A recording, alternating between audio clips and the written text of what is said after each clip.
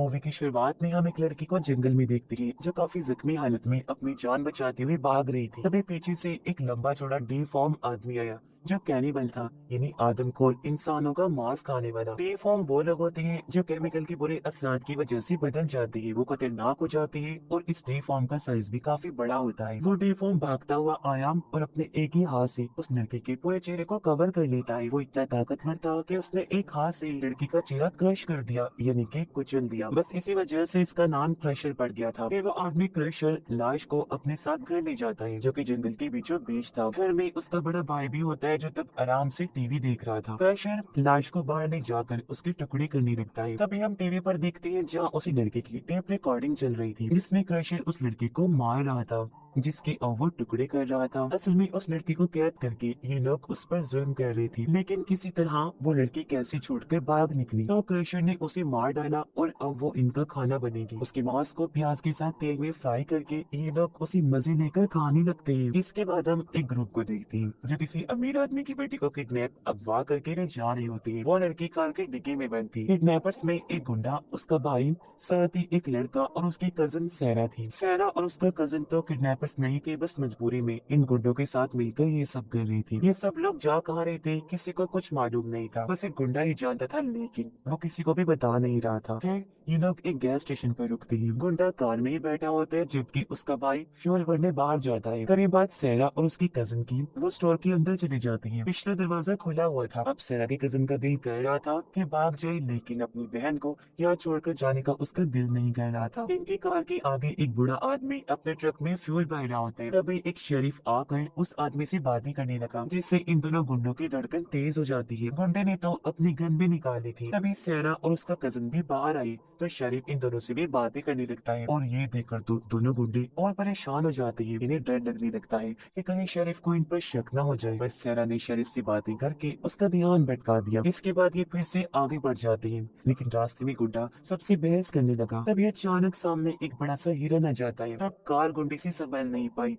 और सीधा हिरन से जा टकराती है। वो तीनों तो बच जाते हैं, लेकिन गुंडा फंस जाता है और हिरन बेचारा तो मर ही जाता है और उसके सींग गुंडे के सीने में घुस जाते हैं। वह तीनों हिरन को आगे से हटाने की कोशिश कर रहे थे, लेकिन इतना भारी हिरन उसे जरा सा भी सिरक नहीं रहा था, जिससे गुंडे को तकलीफ हो रही थी। लेकिन तकलीफ उसकी तब बढ़ गई जब वो हिरन होश में आकर छटपटाने लगता है। गुंडे से तकलीफ बर्दाश्त नहीं हुई तो वो सीधा हिरन के सर में गोली मार देता है, लेकिन फिर भी वो बचने वाला तो नहीं था। इसलिए उसका भाई गुंडा उसकी गन छीनकर पूछता है कि हमें कहाँ जाना है, वो बताओ। पर गुंडा अभी भी बता नहीं रहा था, तो गुस्से में उसके भाई गुंडे ने उसके सर में ही गोली मारकर उसका सर उड़ा दिया। अब प्लान तो इनका गुंडे के साथ ही खत्म हो गया था। आगे क्या करना था वो इन्हें पता ही नहीं होता, और तो और कार भी नहीं चल सकती थी, इसलिए अब उन्हें पैदल ही आगे बढ़ना था। उन्हें ये भी समझ नहीं आ रही थी कि वो आगे की तरफ जाएं या पीछे गैस स्टेशन की तरफ, लेकिन साथ में किडनैप की हुई लड़की भी तो है, उसका क्या करें, इस बारे में ही वो सोच रही थी। इस परेशानी में वो पड़े ही थे कि तभी अचानक वहाँ एक ट्रक आ जाता है जिसमें एक आदमी था। वो इनकी हालत देखकर कहता है कि तुम में से दो लोग मेरे साथ चल सकते हो, गैस स्टेशन पर जाकर मदद मिल जाएगी। लेकिन दूसरे गुंडे का प्लान तो कुछ और ही था। वो सोचता है कि दो क्यों जाएं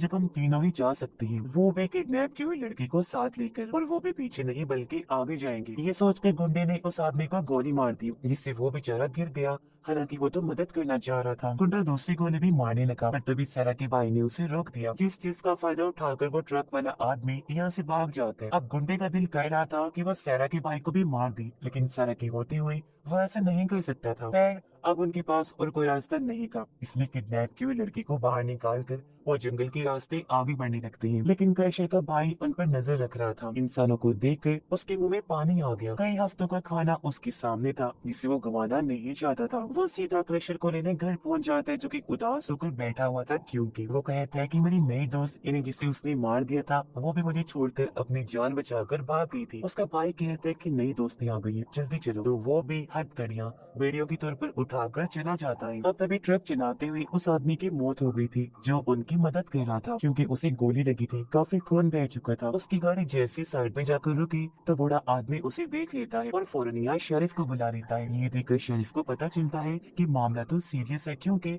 उसे गोली लगी थी। तभी रेडियो पर खबर आती है कि 4 किडनैपर्स एक लड़की को किडनैप करके भाग रहे हैं। तब उन चारों की कारगिर्दी को याद करते हुए शरीफ को यकीन हो जाता है कि वही 4 लोग हैं जिन्हें उन्होंने सुबह देखा था। तब शरीफ ने और पुलिस बुलाई, फिर वो खुद भी आगे बढ़ जाता है चेक करने के लिए। इस बीच सैरा का भाई उस किडनैप लड़की की पूरी देखभाल कर रहा था जिसका नाम ऐश था, और उनके पीछे पीछे क्रशर भी चल रहा होता है। लेकिन गुंडा इस सबसे पक चुका था। उसका दिल कर रहा था कि मैं सेरा के भाई को भी मार दूं, पर उसके गोली मारने से पहले किसी और ने गुंडे को गोली मार दी। और ये था क्रशर का भाई। उसकी आधी सेरा नाटक शुरू कर देती है कि ये बुरा आदमी था, हमें किडनैप करके ले जा रहा था, हमें बचाओ, कभी ये तो कभी वो। लेकिन क्रशर के भाई पर नौटंकी ऐसा कोई ड्रामा असर नहीं करता। सेरा का भाई भी आगे आया, लेकिन इससे पहले कुछ कहता क्रशर का भाई उसके मुंह पर गन मार कर उसका मुंह बंद कर देता है। उन दोनों बहन भाइयों को बेड़ियों में कैद करके वो उन्हें उनकी गाड़ी तक ले जाता है। वो हैरान थे कि कार तक क्यों ले आया। असल में क्रशर के भाई को हिरन का सर चाहिए था। इतना मजेदार खाना वो कैसे छोड़ के जा सकता था, और ऐश को पीछे इसलिए छोड़कर आया था ताकि क्रशर उसके साथ दोस्ती कर सके। लेकिन क्रशर तो उसे एक हाथ मार कर ही बेहोश कर देता है। उधर क्रशर का भाई सेरा के भाई से हिरन का सर कटवा रहा था, फिर दोनों बहन भाइयों से उसके सर को निकलवाता है। लेकिन जब सर को साथ ले जाने की बारी आई तो सेरा के भाई ने पूछा, तुम्हें मांस नहीं चाहिए क्या? जवाब में क्रशर का भाई कहता है, नहीं, हम जानवरों को नहीं खाते। सेरा के भाई ने सोचा शायद वेजिटेरियन होगा, सब्जियां खाने वाला, और उसने ठीक से नहीं सुना था कि हम जानवरों का मांस नहीं खाते, यानी कि वो इंसानों को खाने वाले कैनिबल्स जो थे। तब तक क्रशर ऐश को लेकर घर पहुंच चुका था और उसे अच्छी तरह सूंघ कर बाहर चला जाता है। तब हमें पता चलता है कि ऐश तो बेहोश होने का नाटक कर रही थी, लेकिन जैसे वो जान बचाने के लिए भागी,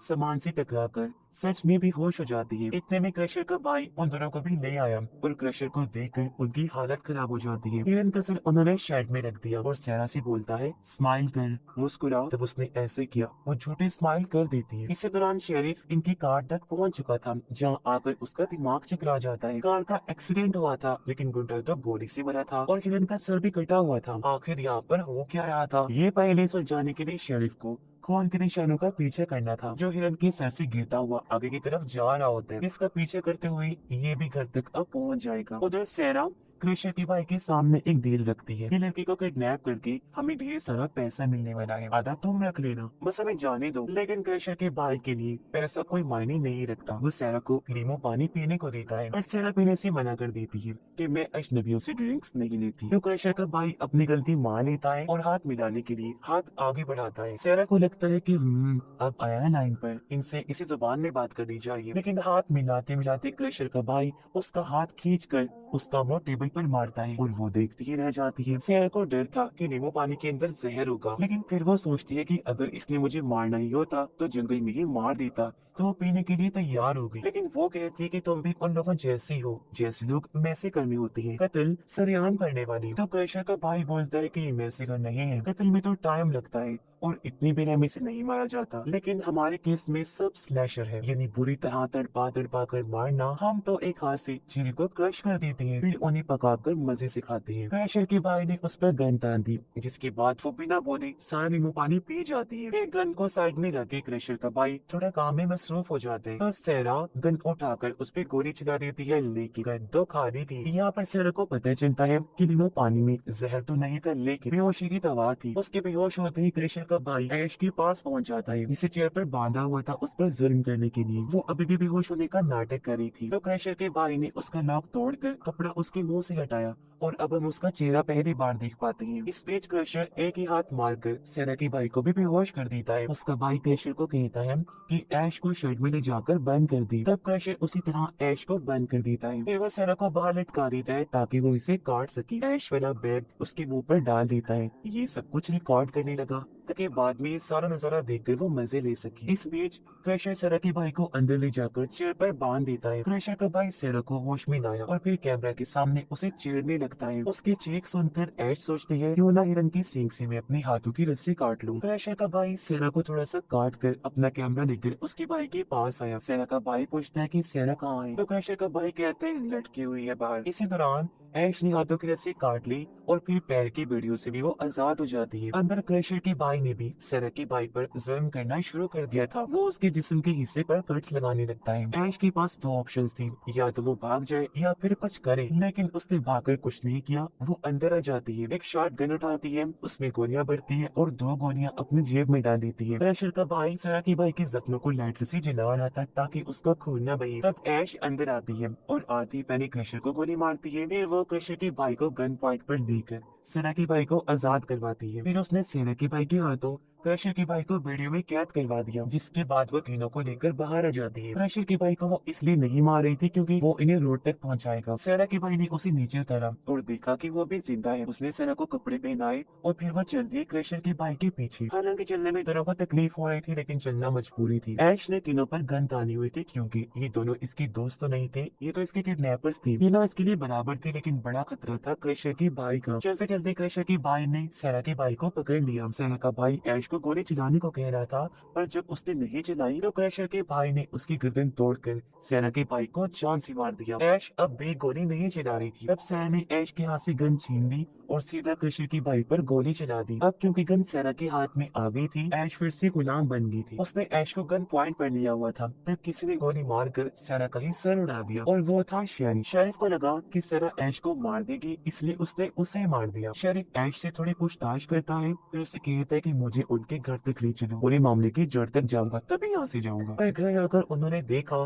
कि क्रशर तो वहाँ पर है ही नहीं। ऐश को पता लग चुका था कि अब तो हम गए जान से। वो भागना चाहती थी तो शेरिफ ने उसे हथकड़ी लगाकर चेयर से बांध दिया। फिर वो बाहर जाते जहाँ क्रशर ने एक हाथ पकड़ कर ही उसका चेहरा क्रश कर दिया। इसके बाद वो उसके टुकड़े करने लग जाते हैं। तब तक ऐश भी हथकड़ियों से आजाद हो जाती है। क्रशर ने शेरिफ के हाथ पांव काट कर हवा में उड़ाना शुरू कर दिए और एक बड़ा सा चाकू लेकर ऐश भी बाहर जाने लगती है। तब क्रशर का भाई अंदर आ जाता है और उसे गन पॉइंट पर कर लेता है, लेकिन ऐश ने जल्दी से वो चाकू उसके माथे में घुसा दिया। अब मरने से पहले वो चिल्लाकर क्रशर को बुलाते हैं। क्रशर आया तो ऐश ने उसे भी दोबारा गोली मार दी। फिर 2-3 गोलियां उठाकर वो बाहर भाग जाती है, लेकिन क्रशर भी उसके पीछे ही था। अच्छी बात यही थी कि गोलियां खाने के बाद क्रशर थोड़ा कमजोर हो गया था और वो स्लो स्लो चल रहा था। इसका फायदा उठाकर ऐश रोड तक पहुंच जाती है जहाँ पुलिस भी आ गई थी, लेकिन रोड पर जाने से पहले उसने क्रशर की आंखों में आंखें डालकर उसे चैलेंज किया कि आ जाओ, पुलिस के पास जाओगे तो, लेकिन तुझे मार कर। पर क्रशर इस बात को नजरअंदाज करके वहाँ से वापस मुड़ जाता है। फिर ऐश भी पुलिस के साथ वहाँ से निकल जाती है। रात को पुलिस उस घर में पहुंची तो क्रशर दूर से उन्हें देखता रहा, फिर मुड़कर जंगल में चला जाता है क्योंकि वो पुलिस वालों को मारने की तैयारी के लिए गया था। यानी मौत का सिलसिला एक बार फिर से शुरू होने वाला था, क्योंकि बेशक इसका भाई मर गया था, लेकिन अब क्रशर अकेला ही सबको निपटा देगा और अपने भाई का बदला भी लेता रहेगा। और इसी भयानक एंडिंग के साथ ही ये कहानी भी इधर ही खत्म हो जाती है।